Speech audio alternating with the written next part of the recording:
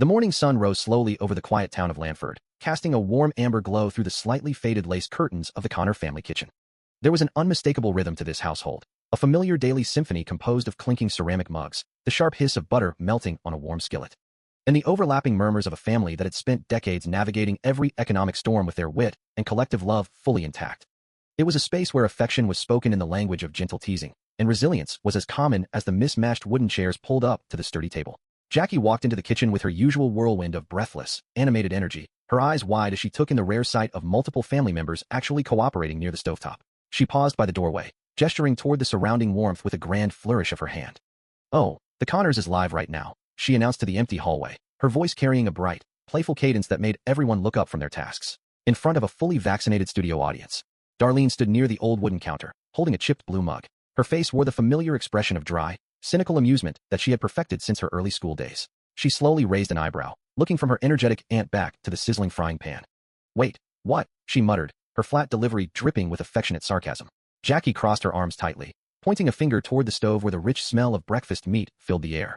"Hey, I thought David Jacob was not allowed to cook," she reminded everyone, her tone a mix of mock sternness and genuine history. "Not since the Great Grease Fire of '07. From his usual seat at the head of the table, Dan Conner let out a deep, rumbling chuckle that vibrated straight from his chest. His large, calloused hands wrapped around his favorite mug, the deep lines on his face softening with a mixture of immense comfort and subtle mischief. "Leave him alone," Dan said, his deep voice carrying a wave of reassuring warmth through the kitchen. "I am just happy to see two people cooking in this kitchen at the same time. It gives the illusion that all our appliances actually work." Darlene snorted softly, leaning her hip against the counter as she glanced at the ancient microwave sitting on a nearby wooden shelf, its digital clock permanently stuck in a flashing loop of 12. "You know, I think doing that all the time finally broke the seal that keeps the microwaves in," she remarked, her eyes twinkling with dark amusement. "I was heating up a cup of tea, and it cooked a chicken that was sitting on the counter." The back door opened with a soft click, and Louise stepped inside, bringing a gust of crisp morning air with her. She looked remarkably neat and put together, offering a peaceful contrast to the comfortable chaos of the rest of the household. She walked over to Dan, placing a gentle, supportive hand on his broad shoulder. Dan looked up at his fiancée, his eyes shining with clear adoration mixed with a playful touch of protective warning. "You know you can still change your mind about marrying into this group of maniacs," he told her softly, his voice full of true tenderness. Darlene stepped forward, pouring herself a second cup of fresh coffee from the pot. "Yeah, 'cause once you are in, you cannot get out," she added immediately, her delivery perfectly timed as always. From the corner of the table, Jackie began organizing a stack of clean kitchen towels, nodding her head in vigorous agreement with Darlene. "I know," she chimed in, her voice dropping into a tone of dramatic experience. "I tried." "Just stop," Dan said, waving a dismissive hand at his sister-in-law, though his smile remained wide and steady. "She is not as scared of none of us." "Oh, well, sure," Louise said, sliding smoothly into the empty chair next to Dan with an easy, confident grace. She looked around the bustling room, entirely comfortable with the noise and the family energy. "She has only seen us on our best behavior." Darlene leaned against the table, a classic, mocking smirk spreading across her features as she challenged her father's optimistic statement. "This is your best behavior?" she asked, looking from Louise back to Dan. "Have you ever seen one of us wash our feet in the kitchen sink?" Jackie raised her chin righteously, pointing an index finger into the air to emphasize the absolute integrity of the household. "While you are here, no ma'am, you have not," she declared with utter seriousness. Before the playful banter could continue, Harris walked into the kitchen, her eyes fixed entirely on her phone screen as she carefully navigated around the scattered chairs. She reached into the refrigerator for a carton of juice without looking up at anyone. "Hey, have you heard from Ben?" Harris asked, her casual voice dropping a piece of heavy reality into the conversation. "Since he said he was thinking about breaking up with you?" The light-hearted atmosphere in the kitchen shifted instantly, grounding itself in the complex reality of Darlene's romantic life. Darlene tensed slightly, her defensive posture returning in a split second, though she kept her facial expression carefully neutral as she stared down at her coffee. "Nope," Darlene replied shortly, her voice clipped and flat. "I think you were playing it right. Best thing you can do is give him the space he asked for." "Oh, yeah," Harris said, slamming the refrigerator door shut with her elbow as she poured her drink into a glass. "I am done with that. Nothing good ever came from a man thinking too long." Darlene took a slow, deliberate breath, trying to project a sense of absolute confidence to the room. "I did put down a hefty deposit on an apartment to move in with him 'cause I want him to be sure that I want to live with him," she explained, her voice carrying a firm edge of determination. Jackie paused her folding, looking at her niece with a mixture of disbelief and deep, maternal concern. "Wow, there is an empowering message," Jackie noted, her tone rich with her signature dramatic intensity. "I do not care what my kids wants. I am getting my man his back." Darlene turned her sharp gaze toward Harris, using humor as she always did to shield her own vulnerability from the room. "Harris, you will understand when you have destroyed a relationship by being a pathological liar like your mother." "Hey," Darlene snapped back, defending her actions with a stubborn tilt of her chin. "When I lie strategically. Pathological makes it sound like I cannot control it." "You were still going to go to Hawaii behind Ben's back," Harris reminded her, her expression completely unyielding as she spoke the blunt truth. Stop using the truth against me, Darlene muttered, turning her back to the table to hide the sudden flash of genuine emotion in her eyes.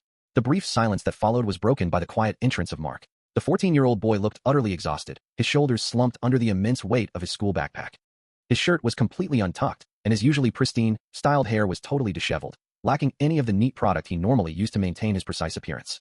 "Hey, Dad," Mark said, looking tiredly toward the kitchen counter before blinking and shaking his head to clear his foggy thoughts as he addressed Dan. "I am sorry about dropping that bomb about me moving out without any warning." Dan looked at his grandson, his heart aching slightly at the boy, his obvious fatigue.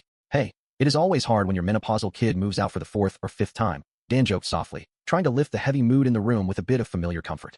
Darlene stepped closer to her son, her maternal instincts taking over as she observed his messy appearance. "Oh," she murmured, reaching out to gently smooth a stray lock of his hair. "Mark, his shirt is not tucked in, and there is no product in his hair. Something is wrong. You okay? Or you just give up like the rest of us?" "I was up all night working on a school project," Mark explained, sinking heavily into one of the wooden kitchen chairs. "Magnet school is way harder than I thought." "Yeah, that is what you get for trying to pull yourself up out of generational poverty," Darlene said, her voice softening with deep affection and immense pride for her son, his academic ambitions. "We are rooting for you, but we will save you a spot right here at the table." "My project is kind of about that," Mark explained, adjusting his glasses and pulling out his notebook.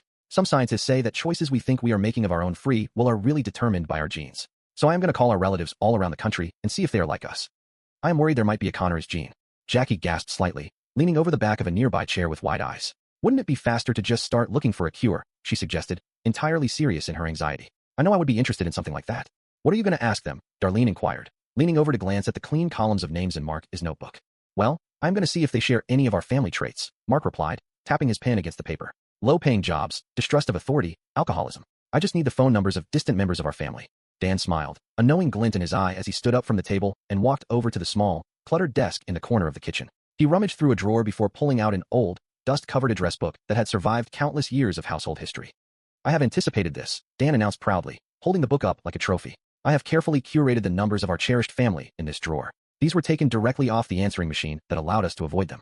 Dan flipped through the yellowed pages, his thick finger tracing the handwritten names. "Let us see. Dad dead. Who thought he was dead, but he turned up in Pakistan. Cousin Kenny, you have to call this one. You are probably going to be recorded by the federal agents." "Well, let us try one right now," Mark said, feeling a sudden surge of academic energy. He took the address book from Dan, dialed a number on his phone, and placed it flat on the center of the kitchen table on speakerphone. The phone line rang 3 times before a calm, clear voice answered. "Yes, hello? Hey, this is Mark Conner from the Landford Connors," the boy said clearly into the microphone. "Is this Adrian Conner?" "Yes, it is," the voice replied, sounding surprised but polite. "Hey, how are you?" Mark asked, leaning closer to the phone. "Hey, where are you from?" "I am from Tampa, Florida," Adrian answered through the speaker. "Nice. Well, cool," Mark said, gesturing for his family to keep quiet as they all crowded around the table to listen. "I am here with my family right now." "Hi." The entire kitchen erupted in unison, their combined voices creating a loud, chaotic wave of warmth through the phone line. "And I am doing a survey about the Connors for school," Mark continued, returning to his prepared questions. "I would like to ask you a question. I have a relative who drinks beer all day and hides in the garage. Do you? Does your family ever get on you about any of your habits?" Never had that problem," Adrian said with a light chuckle from the speaker. Bad habits? Oh yeah, I do have one bad habit of chewing my fingernails, and I do get picked on for that. But I watch a lot of scary movies, so that is my excuse." "Yeah, that is fair," Mark said, writing the response down on his yellow legal pad. "Well, thanks for being a Connor. Bye." "Hey, what is this?" Dan asked, noticing a small plastic container wrapped securely in a brown paper bag that sat near the ledge of the doorway. "There you go. Thanks, Robin," a clear voice called out from the entryway of the house as the front door closed gently. "Ah, thanks," Dan replied, setting the item aside on his clipboard. A moment later, Louise walked down the central aisle, her face bright with genuine excitement as she held up her phone to show Dan a photograph. Hey, she said, her voice filled with joyful anticipation. "I was just over at Madame Sweet Cakes, and I took a picture of the most perfect wedding cake. What do you think?" Dan leaned forward, squinting at the high-resolution image of an incredibly elaborate, multi-tiered white cake decorated with delicate sugar flowers and silver accents. "It is beautiful," Dan admitted, his practical nature immediately taking over as his eyes scanned the details. "But $400 is a lot, unless we are going to live in it." "Come on, it is cheaper than the other one I showed you," Louise argued gently, her smile remaining bright as she tried to convince him to embrace the grandeur of the celebration. "I keep telling you it is not worth it," Dan said, shaking his head with a fond but stubborn expression as he leaned against the counter. "Once my family digs into that thing, it is going to look like a frosted seal after a shark frenzy." Darlene and Jackie walked down the adjacent aisle, pushing a large hardware cart loaded with heavy metal mounts and security equipment. They stopped near the plumbing counter, catching the tail end of the conversation.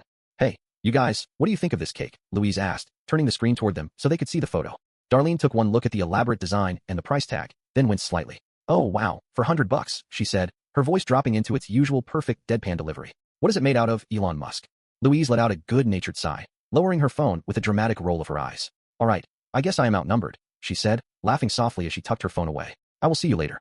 Dan watched her walk away, a soft smile lingering on his face before he turned his attention to the mountain of equipment on the flatbed cart. What are you looking for, ladies? He asked, leaning his elbows on the counter. Can't be bananas because we do not carry bananas. Save your fancy salesman patter, Darlene said, patting the top of a heavy metal bracket. Now, we're just putting up some big screens for the lunchbox is reopening as a sports bar, and we need mounts. And Jackie also needed a few things for crowd control. I am filling in for Becky while she is at her rehab retreat. Right, Jackie intervened, lifting a thick wooden handle from the cart to inspect it. We're gonna open with a beer special. Bring your own Bears helmet, and we will fill it for $1. Could get ugly. So, I'm gonna need an axe handle and a taser. Dan blinked twice, completely unfazed by his sister-in-law's unusual request. Aisle 3, he stated calmly, pointing a thick finger toward the back of the store without moving the rest of his body. Hey, is, Ben around? Darlene asked, her voice dropping its sarcastic edge and becoming quiet, almost tentative as her eyes drifted toward the rear. He is still living his best life in the little camping section in back. Good luck, honey, Dan said, his eyes filled with fatherly sympathy as he looked at his daughter. Thank you, Darlene whispered, her heart beating a little faster. She reached over to a display stand near the register. I'm going to take a bag of these pork rinds. Dan chuckled softly, shaking his head at the contradiction. Who can say no to a cute little vegan with crispy pig parts? Better run, Darlene, Jackie shouted as she began wheeling the heavy hardware cart toward aisle 3. It is a lot further than you think. Darlene, where did you go? A voice echoed softly from the front of the pavilion, carrying through the rafters. It is the set opposite Wellman Cross Street, where your bedroom used to be. Hey. Oh, hey, Darlene said, blinking out of her brief reverie as she walked past a mountain of outdoor sleeping gear. I, brought you some pork rinds, Darlene said, holding out the small cellophane bag like a peace offering. Oh, well, thank you. Yeah, Ben said, setting the clipboard down on his knee as a small, involuntary smile tugged at the corner of his mouth before he caught himself. I have had my eye on these since I put them on the rack. I also brought you this, Darlene said, taking a deep breath and reaching into her jacket pocket to pull out a folded piece of white paper. Whoa, you put $1,200 down on an apartment, Ben asked, his eyes widening as he read the bold letters at the top of the rental document, his voice a mix of absolute shock and confusion. No, I put $1,200 down on us, Darlene corrected him, her voice steady and filled with a rare, raw vulnerability that she seldom showed the world. I am dead serious about us living together, and I want to show you. Okay, well, this is big, Ben finally said, rubbing the back of his neck as he stood up from the folding chair. I believe you were serious. And, oh, well, I wasn't expecting this. I might need a minute. Oh, yeah, Darlene agreed quickly, nodding her head as a sudden wave of relief and hope washed over her. I want you to be sure because I know I am. So absolutely take a minute. Ben looked down at the paper, then back up at her face with a single raised eyebrow. Oh, you didn't mean that literally, he said, his voice dropping into a flat, disappointed tone. Oh, okay. Meanwhile, back at the Connor house, Mark was continuing his sociological study at the kitchen table, which was now completely covered in charts, highlighters, and phone records. Harris sat across from him, idly spinning a metal spoon in an empty mug. Mark dialed another number from the old address book and set the phone down on the table. The call connected with a sharp click, and a cheerful woman's voice came through the speakerphone. Oh, yes it is. Hi, Mark said, leaning forward with his pen poised over his notepad. This is Mark Conner from the Landford Connors. My sister is going to ask you a question. But first, my family is broke and riddled with heartbreak. So what do you think is more important, money or love, and why? Money, Lisa answered from the speaker without a single second of hesitation. Because you can always buy love. Yeah, well, you are right. Fair enough, Harris chimed in, bursting out laughing and pointing at the phone triumphantly as she looked at her brother. So here's my question, Mark continued, trying to maintain the academic focus. I am a tattoo artist. If I could give you any tattoo, what would it be? Probably a flower, Lisa said thoughtfully after a moment of consideration. Just something generic and pretty. Okay, something I can live with my whole life. Okay, cool, Mark said, smiling at the simple, honest answer. Well, thanks for being a Connor. Bye. Excuse me, a voice called out smoothly near the front counter of the hardware store. Can you tell me where Darlene Connor's office is? May I ask who is calling? Ben asked, stopping his work with a box of copper pipes, his dark eyes narrowing slightly as he took in the stylish stranger standing before him. Just tell her Ben. Thanks, the young man replied with an easy, confident smile as he adjusted his collar. Oh wow, you are Ben. Okay, you, You don't look like an uptight buzzkill at all. You look more like a hipster werewolf sort of guy. Well, thanks for your opinion, guy, Jeff said, crossing his arms over his chest, completely unfazed by the sudden, intense hostility. I didn't ask. And you are Jeff? Jeff, Darlene is my boss, Jeff explained, trying to defuse the growing tension. And I didn't mean anything by that. I'm just saying that you look like a guy who would want to go to Hawaii. Darlene told you about Hawaii, Ben demanded, his jaw clenching tightly, his hands forming firm fists at his sides as the pieces of information came together. Sure, yeah, Jeff said, entirely unaware of the deep emotional minefield he had just stepped into. We all share stories at lunch. You know, I cannot believe that you would ask your lady to use her vacation money to pay bills when she clearly needs some emotional downtime. It is a douche move, dude. Okay, I think I have heard about enough about Hawaii, Ben warned, taking a large step closer, his physical presence completely overwhelming the smaller man. Now, just point me to Darlene. Unless you want to end up stuffed into one of those boxes. No, Jeff said, raising his hands in immediate retreat as he backed away from the fierce expression on the contractor's face. Guys, stop, Ben, Darlene cried out, rushing out from the back office at that exact moment, her face turning pale as she saw the two men standing toe-to-toe in the middle of the store aisle. It is not his fault. I only invited him to Hawaii because I was so mad at you. Okay, that is not at all what we were talking about, Jeff said quickly, backing down the aisle toward the front exit as the true nature of their relationship finally became clear to him. But I am guessing that is what the two of you are talking about now. Peace out. You are going to go to Hawaii with another guy, Ben said, his voice shaking slightly with a mixture of raw anger and profound disappointment as Jeff vanished through the front doors. What the hell? You know, why I came down here was to tell you I wanted to move in with you. I cannot believe I was ready to trust you again.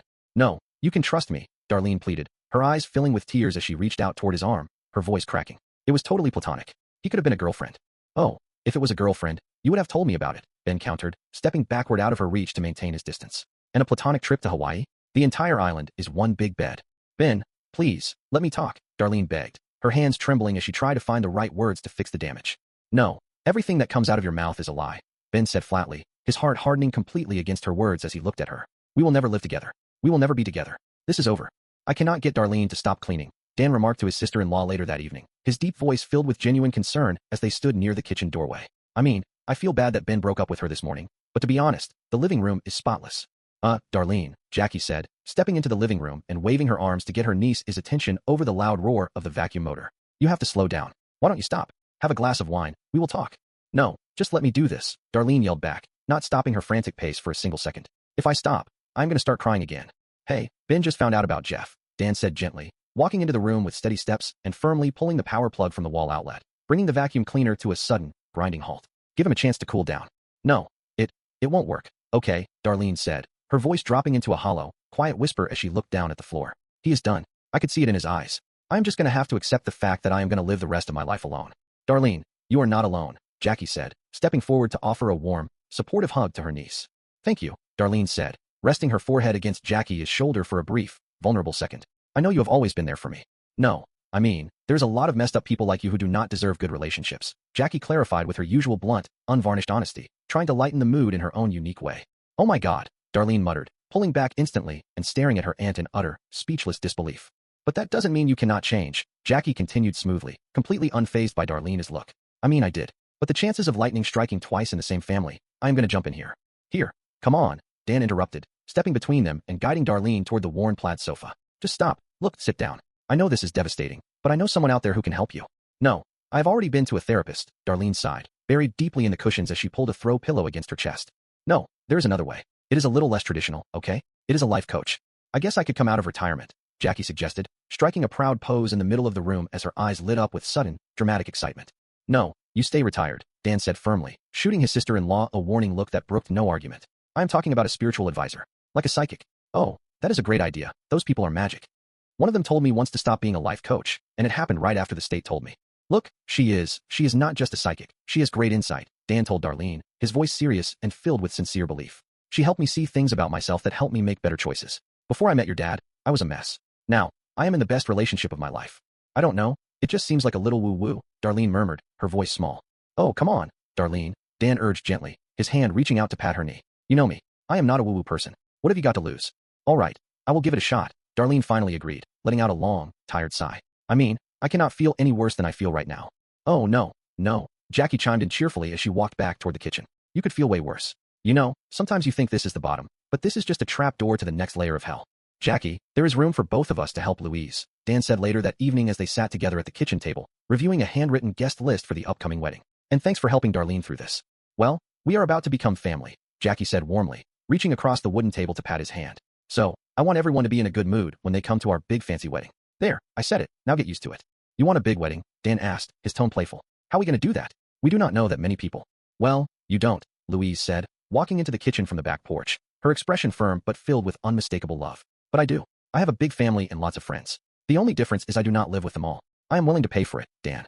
Trust me, you are going to wish you had that money back to do other things around here, Dan told her softly, his voice full of protective warmth. Here is a little secret. I was very happy I married Roseanne. But if we had shacked up, I could have had a boat. I do not want a boat, Louise said, her voice dropping into a dangerously calm register as she stopped in her tracks. But I wish you had one, so you could sleep on it tonight. I am going back to my place.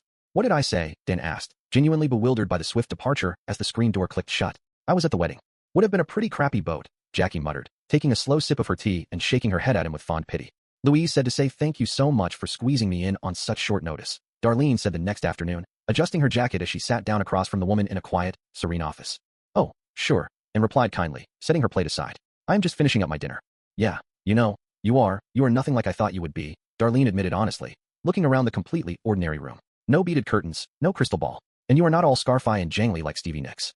She is a doubter, and, Jackie said, walking into the room from the hallway to join the session, her energetic presence filling the space instantly. Oh, well, and said, her gaze focusing intently on Darlene with a deep, knowing look. Maybe she gets that from your mother, Beverly, because I am sensing. Oh, she is a nasty old buzzard. Oh, that is unbelievable, Darlene gasped, her cynical defenses completely shattering in an instant. I mean, it is one thing to get the name, but to get the right kind of bird? Let's see your hand, and requested, extending her palm across the table. Yeah, before you start in on this mess, my, boyfriend Neville, is he the one? And also, you mentioned my mother. I haven't heard from her in quite a while. Could you check the afterlife? Because I just do not want to waste people's time with a silver alert. It is unclear which part, whether I should be paid for one reading or two, and murmured quietly, shaking her head. Oh, got you, Darlene said, reaching for her purse to find her wallet. Let's see here. Oh my God, what? And whispered, staring at Darlene's palm from a short distance. I have never seen anything like that before. You are surrounded by such a toxic cloud that I cannot see your future. Toxic cloud, what does that mean? I do not have a future? Darlene asked, the words feeling incredibly heavy in her chest. Well, no. It is. Your cynicism and your skepticism is so strong. I cannot pierce the veil to give you a reading, and explained thoroughly, her voice gentle but completely honest. It is like I cannot get any light from you. You have no spirituality. You are spot on, Darlene admitted.